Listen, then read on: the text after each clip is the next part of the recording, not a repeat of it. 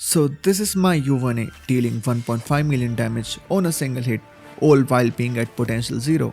And yes, you can absolutely achieve this kind of damage. In this complete YVONNE's guide, I will show you exactly how to maximize her potential in 5 simple steps. YVONNE's kit, YVONNE's build, her best teammates, how to actually play YVONNE, and finally should you pull her? So let's get started. YVONNE is a 6-star cryo operator who deals massive amount of damage through her ultimate.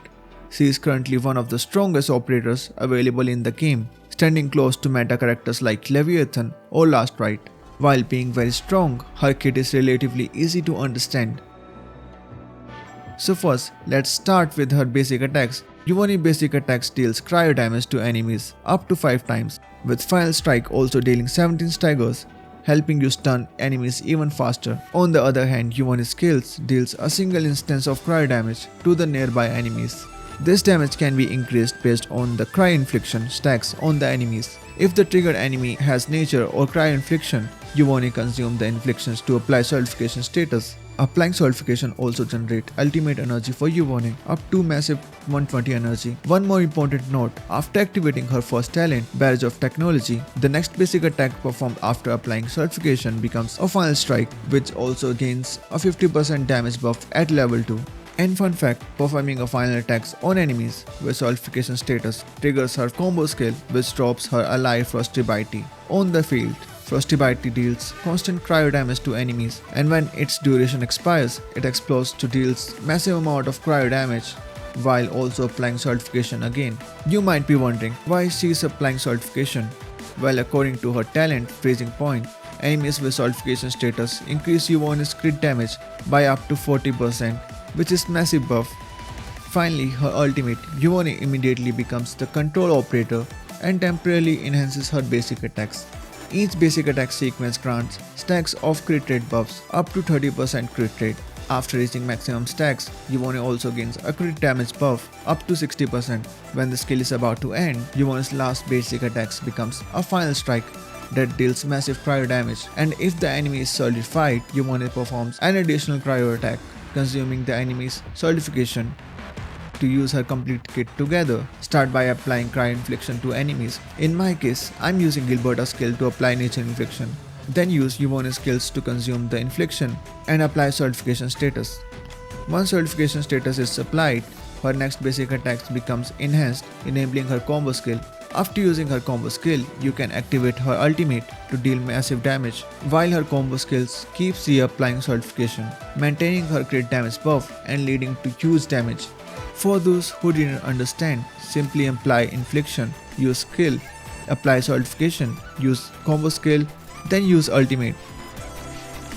Now let's move on to our next section, how to build her properly. First of all, let's talk about her best case set, MS Security.